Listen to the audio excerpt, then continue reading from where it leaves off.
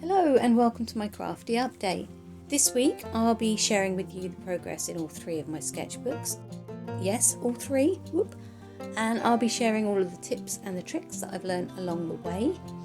So whether you're a newbie or an old hand with art and crafts, maybe you'll learn something new, or maybe you've got a handy tip you can share as well. If you prefer, you can use the timestamps or the chapters in the video description to jump around to the part of the video that you'd like to watch, or you can just sit back and maybe enjoy. So this week I am going to start with my new pencil portrait sketchbook. Yep, I have finally found the courage to start it. Some of you may already know that I have attempted some pencil portraits in my regular sketchbook since September. They weren't particularly brilliant,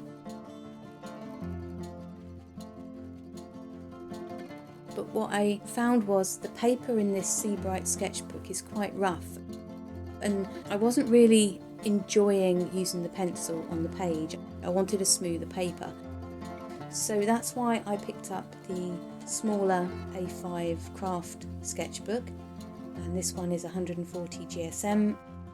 Yeah, it's perfect for pencil drawing, and I really do just want to be able to draw a good portrait.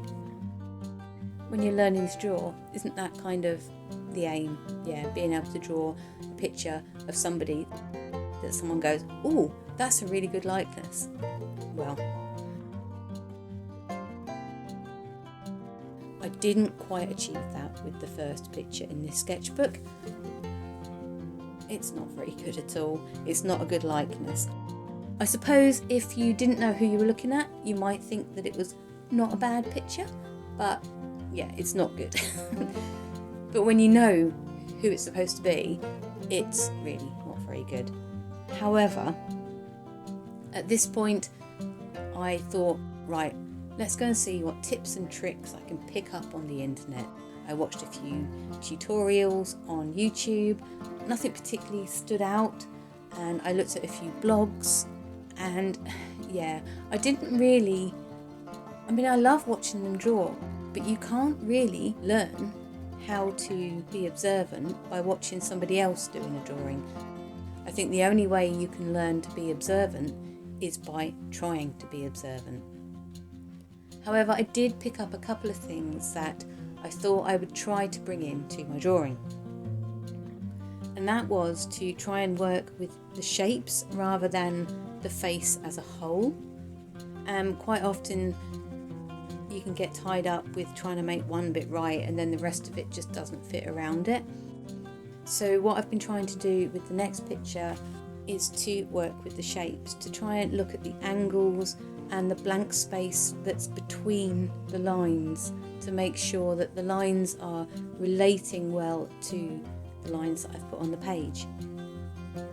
So on Collum, I really did try to do just that. Oh yeah, I should probably mention that this sketchbook is a little bit Outlander themed. I've decided to go for that because everyone that knows me knows I'm an absolutely massive fan of Outlander, and I was a massive fan of Outlander before the TV series came out, and I still am. So this is just lovely for me, combining my two passions. Anyway, yes, on Collum, I do think it's somewhat improved. There is a likeness. It's not perfect, but it's a better likeness than the previous picture.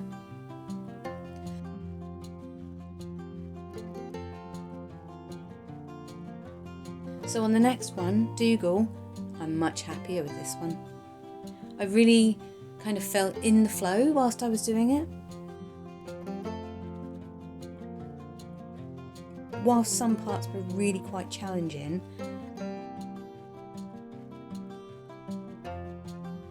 and I do need to work on my pencil shading skills as well. But technically, from an observational perspective, I'm really pleased with this one. I genuinely think it's my best attempt so far.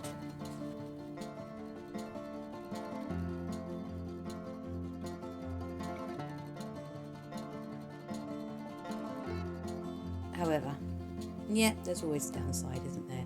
I seem to completely forget everything I'd learned on the next one of Mrs Fitzgibbons. It's not perfect, is it? It's not something to be proud of. I'll turn the page back over in a minute because I'm proud of the other one. Each of these pencil drawings, I spent about 45 minutes to 60 minutes over 2 to 3 days on each of them. So it was quite slow progress, but I was taking my time because I just really wanted to focus on my observations, really. So I shall continue with the sketchbook over the next few weeks, and I will try to see if I can pick up some more tips on drawing and shading. And yeah, let's see how this one progresses. So my regular sketchbook, I have been continuing to practice with my background watercolour washes. I wouldn't say I'm an expert yet, but I have definitely improved. And what I've learned is this, and I'm going to share these tips because if you're starting out with watercolour, it might be helpful. What I've learned is this: you don't have to use specialist watercolour paper for your practicing. A sized sketchbook is totally fine, and that's what I'm using here.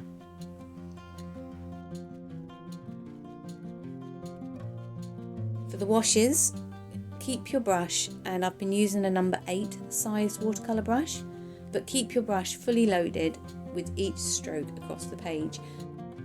And if you start running out of paint on your paintbrush, don't hesitate to put more on in the same stroke.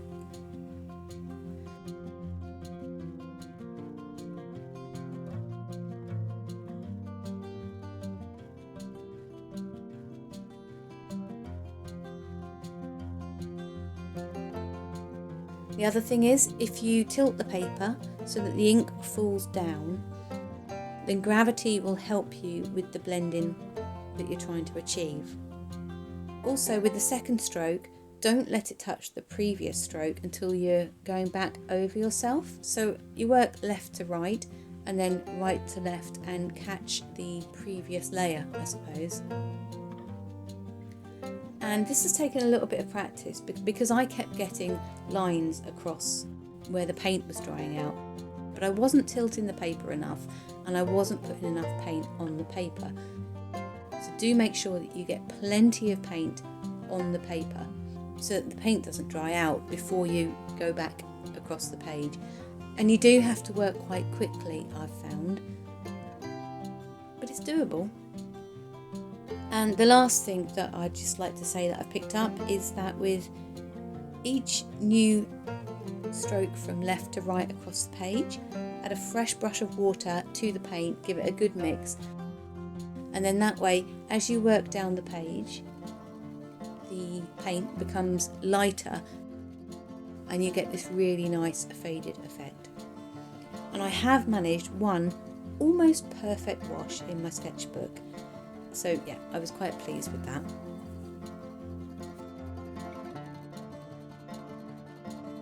And as you can see, I've also been working on my bamboo watercolour painting.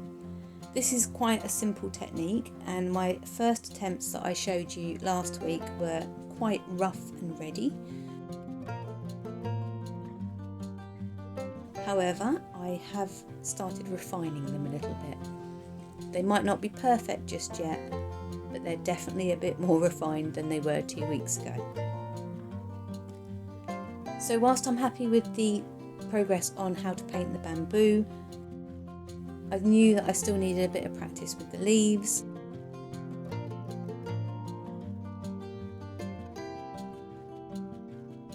And so I did a couple of pages just practicing using the paintbrush and trying to get nice leaf shapes.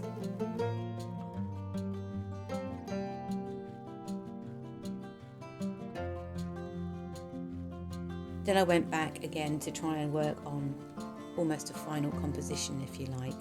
So what this is working towards is that I'm hoping in the next week or so to do a watercolour painting on A4 paper of bamboo. This is mostly because I'd like to put a stamp on a 6-week marker of me doing the watercolour painting, because I haven't been doing this very long at all. and I would just like to see how I've improved and used the skills that I've learned over the last 3 or 4 weeks to produce a nice painting. Hopefully, we shall see.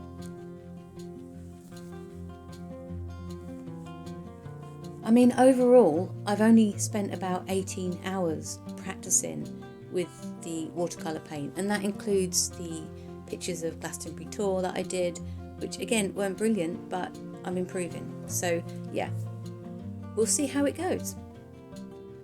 So I did buy a new little watercolour square block, I'm not sure what you call them, but I'll chat about that when I show you my mini art haul later on. So my Neurographic sketchbook, yep, it's finished. I have just published the full flip through on Tuesday. I'll pop the link in the video description if you haven't seen it and you'd like to take a look. Yes, so finishing up sketchbook, I just used a combination of different styles again, trying different colours and different mediums, and oh right, what's happened? Something pretty horrible has happened to my gorgeous apple green ink. I don't know what's going on. Can you see? Can you see it? I mean, it's like mushy peas or something. I don't know what's happened. It should be this lovely, lush apple green, and I've got this murky pond water. I mean, I don't know what's going on. I do shake all of my inks before I use them, but I've noticed in this bottle, it's like some of the pigment has kind of glued itself to the bottom of the bottle and around the top rim. I mean, really? I mean, none of my other inks have gone bad like this. And this was my newest ink. This is my newest colour. I just got it at Christmas. So I went to do a full process video using the green ink, but the colours were so awful I had to redo it in pink. And so that was the pink Wiggles that went up a couple of weeks ago. So yeah, what's happened to it? Did I accidentally get tap water in it? Do some inks just happen to separate like this? What's happened? I mean, I'm genuinely quite put out by this. So if anyone knows what's happened, or if anyone knows if this is common, do let me know, because yeah, I love this colour, but I don't want to buy it again if this is what's going to happen after 3 weeks of use. Anyway, yeah, it's finished. My Neuro sketchbook is finished. That's book 3. I absolutely love doing it, and I'm definitely going to carry on. Unfortunately, these wonderful A5 sketchbooks that I got from Poundland, they're out of stock. These were really great budget sketchbooks for doing the neurographic art. I mean, it says it's only 96 GSM paper, but it feels an awful lot thicker than that. And it almost feels like it's sized as well, because the pages don't really wrinkle up that much when I use the ink or the watercolour. I don't know, I'm wondering if they've been labelled up incorrectly and that's how they've ended up in Poundland. But yeah, if they come back in stock, I'm definitely going to buy several of these. They did cost £2.50. That's half the price, more than half the price of an A5 sketch pad from Hobbycraft. So yeah, we shall see. I will keep my eyes out for those again, because they were a really good buy. So yeah, I needed a new sketchbook, or I need a new sketchbook for my neurographic art. And I went on a hunt, and Hobbycraft had them, and they were all about £5. I nipped over to Home Bargains and found some A4 sketchbooks for £1.99. And I did open them up and check, and the paper's pretty good quality. It's 270 GSM, which I think may work, we'll see. I'm a little bit apprehensive about moving from an A5 sketchbook to an A4 sketchbook, because they're going to take a little bit longer. But yeah, let's go for it. Let's test out these sketchbooks whilst I'm on a mission. So yeah, that brings me on quite nicely to my little mini art haul. I'm not one of these people that goes out and just buys art equipment for the sake of it. And my art hauls rarely come in at over £20 a month, unless I'm treating myself. Like last month, I treated myself to the mosaic tiles. So I picked up 3 of those A4 sketchbooks from Home Bargains, and they're £1.99 each. And I picked up some more of the black marker pens, I think they're £1.50. And I got another pack of the 4 black gel pens for £1. And whilst I was at Poundland, I saw they had these Daler Rowney dip pens for 25p. And I thought, I'm not ready to start using the dip pen yet, but it was on my list of things to try this year. So I thought, for 25p, let's give it a go.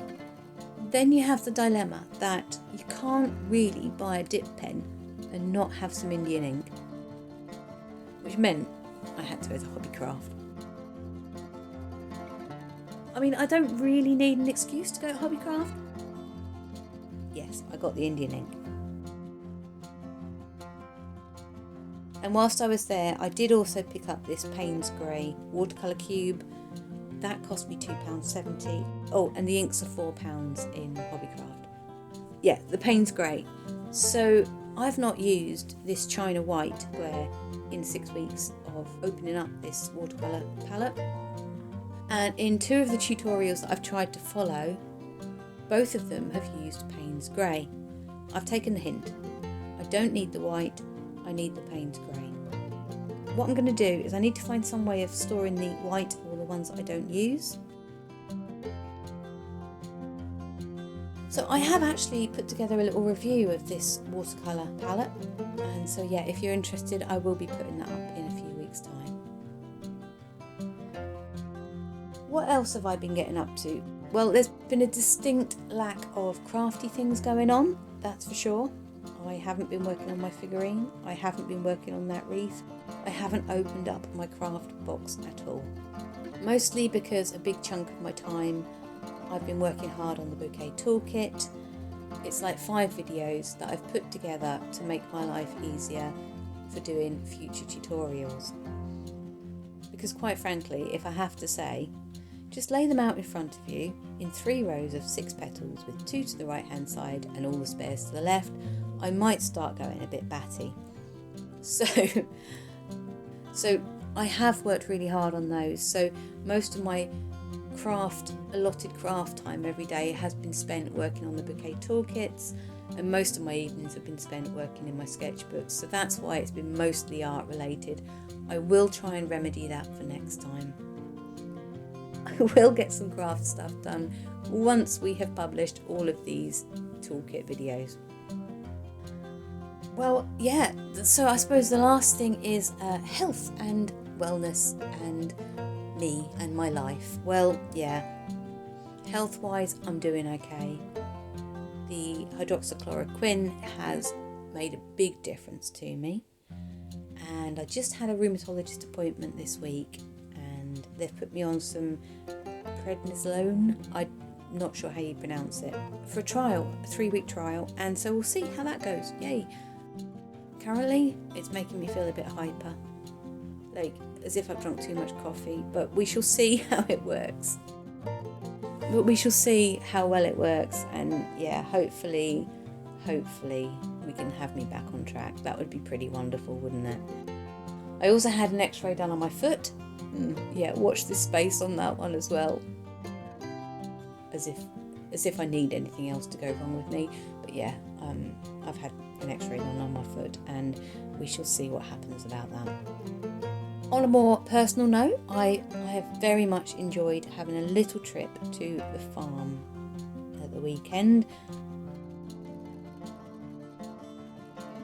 It's lambing season. It was just adorable, just a little bleat. And that's pretty much it. The weather's getting better. Hopefully we can get out and about and do a bit more. I will share any highlights with you in my next crafty update. I know it's not really crafty related, but sometimes it's nice, isn't it? So yeah, thank you for joining me this week on my journey, on my arts and craft journey. Do give me a thumbs up if you've made it this far. Your support really does mean an awful lot to me, and every time I see a new like on my video, it makes me go yay! So do give me a thumbs up, that would be wonderful. And do let me know if you've got any tips or tricks to share with me to maybe help my progress in my portrait sketchbook or even with my watercolour. and it might not just help me, it might help others as well. The next crafty update will be in 3 weeks' time, but there's going to be plenty of other videos to watch in the meantime. And if you're not already subscribed and don't want to miss out, then do hit subscribe. You can turn your notifications off if they get annoying, it's fine. Until then, stay crafty, have a good 3 weeks, and I'll speak to you all again soon.